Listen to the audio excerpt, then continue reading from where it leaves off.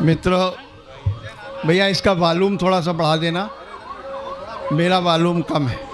यदि आप लोग सुनना चाहते हैं, क्योंकि आप बहुत थक गए होंगे, कम से कम इतनी ज़ोर ज़ोर से चिल्ला चिल्ला के आप सुन रहे हो, किसी तरह से आप जीवित हो, यही बहुत बड़ी बात है। तालियां बजा दो, सच बता रहे हैं। आपने करीब 10 कवियों को बर्दाश्त किया है और उसके बाद भी आप जीवित हैं, इसके लिए तालियां बजा दो। और कुछ नहीं, और बैठो। दोस्तों, हमें इस तरह से श्रोता चाहिए कि हम अपनी बात रख सकें। भैया रामकिशोर तिवारी जी जिस समय कविता भूल रहे थे, तो एक बार ऐसा ही हुआ, कवि सम्मेलन में एक कवि जो था वो कविता भूल गया, वो भी वीर रस का कवि था। वो कविता पढ़ रहा था, नजर भाई सुनना, वो कविता पढ़ रहा था कि खोलो सजनी खोलो द्वार, भूल गया। फिर अगली पंक्ति, खोलो सजनी खोलो द्वार, खोलो सजनी खोलो द्वार, कम से कम 15 बार पढ़ा। अब भाई पब्लिक तो पब्लिक है, ऊब गई। जब 16वीं बार उसने कहा खोलो सजनी खोलो द्वार, तो एक श्रोता खड़ा हुआ, बोला मार दे धक्का खुल जाए द्वार। मतलब कहने का हम चाहते ये हैं कि आप इसी तरह से जागरूक हो जाएं, तो हम कविता सुनाएं। तालियां बजा के बता दो कि हम लोग जागरूक हैं, हमारी बात आप सुन लोगे, बस और कुछ नहीं। मैं छोटा सा कवि हूँ, बहुत बढ़िया तो नहीं हूँ, परंतु सुनता बहुत अच्छा हूँ, सबको मैंने सुना। यदि आप लोग कहते हैं तो सबसे पहले हम अपनी बात करते हैं। आज इस मंच से सब लोगों ने, जितने कवि थे, ध्यान सुनना, आज जितने यहाँ पे कवि आए, आप नजर भाई आपने जितने बुलाए, उन्होंने सबने अपनी अपनी कविता पढ़ी। इसके लिए तालियां बजा दो भैया, बहुत बड़ी बात है बाबू। ऐसे मंच बहुत कम मिलते हैं जहाँ लोग अपनी अपनी कविता पढ़ते हैं। तालियां बजा दो भाई साहब। व्यंग को आप समझते हैं, बहुत अच्छे ढंग से समझते हैं, बहुत अच्छे ढंग से सब। अब आप केवल थोड़ी सी बात कि मैं अपनी बात करूँगा, मैं सच बोलता हूँ, सच के अलावा कुछ नहीं बोलता हूँ। मैं वकील भी हूँ, वकालत भी करता हूँ कानपुर में। अदालत के अलावा मैं कहीं भी झूठ नहीं बोलता। मैं आपको सुनाऊंगा, मैं बिल्कुल सही बोलूँगा। आज जितना कहूँगा सब सच सच बोलूँगा। सिर्फ मैं आपको बता देता हूँ कि मेरी एक पत्नी है। भैया तो ऐसे हंस रहे जैसे 10-15 रखते हों। यार हद हो गई यार। मेरी एक पत्नी है, उसकी एक बहन जी हैं, वो होली दिवाली आती हैं, और ख़ासकर जब हम घर में हमारी पत्नी रहती तब ज़रूर आती हैं। समझ में आया हो तो ताली बजाते रहो। आई बोली, कह ले जीजू, दादा पहले हम लोग जीजा होते थे ना, अब हम लोग जीजू हो गए हैं। हमारी अम्मा जो हैं एक खनखजूरा टाइप का कीड़ा लेके आई थी, बोली बेटा ये जीजू है, डरो डरो। तो जब हमारी पत्नी की बहन जी बोली जीजू, तो हम में उस कीड़े में कोई अंतर है नहीं रहा। अपना दुख दर्द, अपनी कविता, अपनी बात। बोली जीजू, कवि और पागल में कोई अंतर नहीं होता। खराब लगता है तहसीलदार साहब, खराब लगता है। हम लोग कितना बर्दाश्त करते हैं, हम ही लोग जानते हैं, हमारा कलेजा है जो हम लोग इस तरह की बर्दाश्त करते हैं। बोले जीजू, कवि और पागल में कोई अंतर नहीं होता। पत्नी बोली अंतर होता है। भैया सुन लेना, तुम्हारा भविष्य अच्छा हो जाएगा। भैया भाई साहब सुन लो, थोड़ा सा बस सुन लो। ये सही बता रहे हैं आपने, वहाँ पर संगम में केवल गंगा जमुना का में स्नान किया है। ये सरस्वती जी का ये नदी है जो आज बह रही है। समझे? ये यहाँ पर आप सरस्वती का भी अवगाहन करके आप स्नान कर रहे हैं। आप सुन लो भाई साहब, मेरे आपके बाल बच्चे सुखी रहेंगे। सुन लो, तालियां बजा दो भैया के लिए। कोई भी आदमी यहाँ से अब उठेगा नहीं, सही बता रहे हैं, जब तक उसे भगवान न उठाएं। मैं बैठ के सुनो, आनंद से सुनो। बोले जीजू, कवि और पागल में कोई अंतर नहीं होता। पत्नी बोली अंतर होता है। एक पत्नी होती है जो आपको सहयोग करती है, प्रेमिका कभी सहयोग नहीं करती। जाने कितनी बातें प्रेमिका की हुई। प्रेमिका यही कहती कि 500 रुपये का बैलेंस डलवा दो। पत्नी ज़्यादा से ज़्यादा कहे कि 2 किलो आलू लेते आना। बहुत पत्नी सहयोग करती है। मैं आपको सही बता रहा हूँ, पत्नी आपको सहयोग करेगी, प्रेमिका कभी सहयोग नहीं करेगी। मैं आपको बता दूँ, दक्षिण भारत में एक मंत्री हुए हैं, सही बता रहा हूँ, जो जिनका एक तरफ का CFL गायब है। मालूम था, अब तो नहीं रहे वो। उनका एक तरफ का CFL गायब था, एक ही आँख से देखते थे। अपनी पत्नी के साथ चले जा रहे थे तो जिधर का CFL गायब था उधर की तरफ इशारा करके पूछा अपनी पत्नी से, इधर की दुकानें क्यों बंद हैं? अब पत्नी है वो तो ये कह नहीं सकती कि तुम ऐसे हो तो ऐसा है। उसने जो जवाब दिया, पूरे सदन की तालियां उस पत्नी के सम्मान में बजनी चाहिए, मेरे लिए नहीं। उसने जो जवाब दिया उसको सुन लेना भाई साहब, और उसके सम्मान में ताली बजा देना। जिधर का CFL गायब था उधर की तरफ इशारा करते हुए अपनी पत्नी से पूछा, इधर की दुकानें क्यों बंद हैं? पत्नी बोली, प्राणनाथ, जब हम लोग इसी रास्ते से लौटेंगे तो ये भी दुकानें खुल जाएंगी।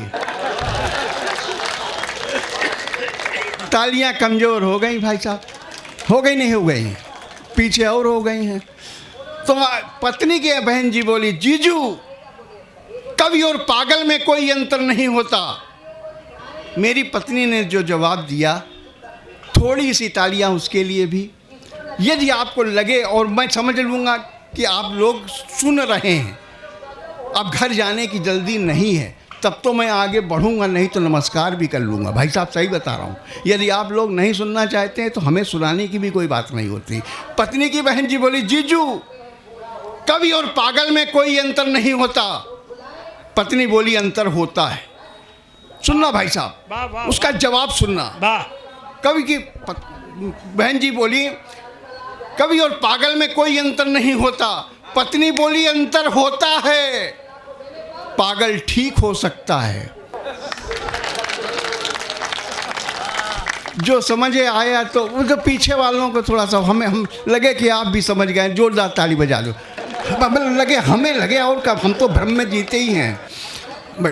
सुनना, एक छोटी सी बात और कहना चाहता हूँ।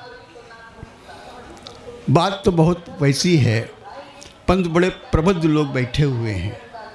मैं कभी कभी सोचता हूँ कि मैं इतना सच बोलता हूँ तो मेरा हश्र क्या होगा। मैं जानता हूँ क्या होगा, सच बोलने वाले का हश्र क्या होता है ये आप लोग सब समझते हैं।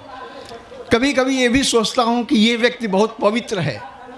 सुनना भाई साहब, बहुत प्रबुद्ध लोग बैठे हुए हैं। सुनना, ये लोग बहुत पवित्र लोग बैठे हुए हैं। ये आदमी बहुत पवित्र है, इसको किसी अपवित्र ने छू लिया, वो अपवित्र हो गया, वो अपवित्र हो जाता है। तारीफ देखो भाई साहब, जो बहुत पवित्र है, जिसको अपवित्र ने छू लिया वो अपवित्र हो जाता है। परंतु मैं ये नहीं देख पाता हूँ कि जो पवित्र है, जिसने उस अपवित्र को छुआ, वो पवित्र क्यों नहीं हुआ। संकेतों के माध्यम से बात कह रहा हूँ। आप लोगों को समझ में आए तो आए, नहीं समझ में आए तो भी आए, हमें क्या फ़र्क पड़ता है। परंतु सच यही है कि यदि आप इस तरह को देखेंगे, आप क्यों नहीं इतने पवित्र हो जाते कि आप अहिल्या, उस शिला को छू लें और अहिल्या पैदा हो जाए। आप क्यों इतने नहीं पवित्र हो पाते हैं कि आप जूठे बेर खा लें और वो सबरी आकाश छूने लगे, वो पवित्र हो जाए। परंतु आपको कभी कोई अपवित्र छू लेता है तो आप अपवित्र हो जाते हैं। ये नहीं समझ में आता, आज तक नहीं समझ में आया। यदि आपको कभी समझ में आए तो निश्चित रूप से हमें भी उत्तर दीजिएगा। और मैं सच बोलने की कोशिश में इस तरह की बातें कर जाता हूँ तो मैं जानता हूँ कि मेरा हश्र क्या होगा। ये छोटी सी कविता सुन लीजिए, उसके बाद मैं आपसे राम राम करूँगा। सुनाने के लिए बहुत आया था, परंतु मैं जानता हूँ कि आप लोग बहुत मतलब कहने का कि थके हुए, इतना सुनने के, अरे आज सुन रहे हैं, गजब है। तहसीलदार साहब आप तो अभी आए हैं, हाँ, इन लोगों ने प्राण दिए हैं 7 घंटे भाई साहब, मामूली बात नहीं है। एक छोटी सी कविता, सच बोलने वाले का क्या हश्र होगा वो सुन लीजिएगा। उसे मारा गया, सुनना, उसे मारा गया, पीटा गया, नंगे बदन सड़कों पर घसीटा गया, पर उसने अंधकार को अंधकार ही कहा। उसे मारा गया, पीटा गया, नंगे बदन सड़कों पर घसीटा गया, पर उसने अंधकार को अंधकार ही कहा। तभी किसी ने कहा इस पर मिट्टी का इसे सूली पर चढ़ा दो। दूसरे ने कहा इसे जहर पिला दो। तीसरे ने कहा इसके गुर्दे खराब करो। चौथे ने कहा इसे गोली मार दो। तभी जोरदार आवाज आई, सूली पे चढ़ाओगे, ईसा मसीह बनाओगे? अरे इसे जहर भी मत पिलाना, नहीं तो इसका नाम इतिहास में आ जाएगा, ये सुकरात हो जाएगा और माना कि तुम इसके गुर्दे खराब करोगे, जयप्रकाश नारायण, फिर इसको डायलिसिस पे रखोगे। मैं तुमसे पूछता हूं कि सिर्फ 2.5 साल के लिए सब क्यों करोगे? सिर्फ 2.5 साल के लिए सब क्यों करोगे? और इन पंक्तियों पे तुम्हें आपका आशीर्वाद ले ही लूंगा। इसे गोली भी मत मारना, नहीं तो एक समाधि और बन जाएगी, कसम खाने वालों की संख्या बढ़ जाएगी। इसे गोली भी मत मारना, नहीं तो एक समाधि और बन जाएगी, कसम खाने वालों की संख्या बढ़ जाएगी। तभी किसी ने कहा इस पर मिट्टी का तेल छिड़को और जिंदा जला दो। इन पंक्तियों को सहज लीजिएगा। प्रबुद्ध लोगों के बीच पढ़ रहा हूँ। व्यंग कहने की कला मैं नहीं जानता हूँ, पर जो कुछ भी बनता सुनता है, जो भी होता है, मैं आपके सामने प्रस्तुत कर देता हूँ। व्यंग जो है व्यंजना है। आप लोग बड़े प्रबुद्ध लोग हैं, ये 2 पंक्तियों को सहज लीजिएगा, निश्चित रूप से मैं आना सार्थक होगा। तभी किसी ने कहा इस पर मिट्टी का तेल छिड़को और जिंदा जला दो।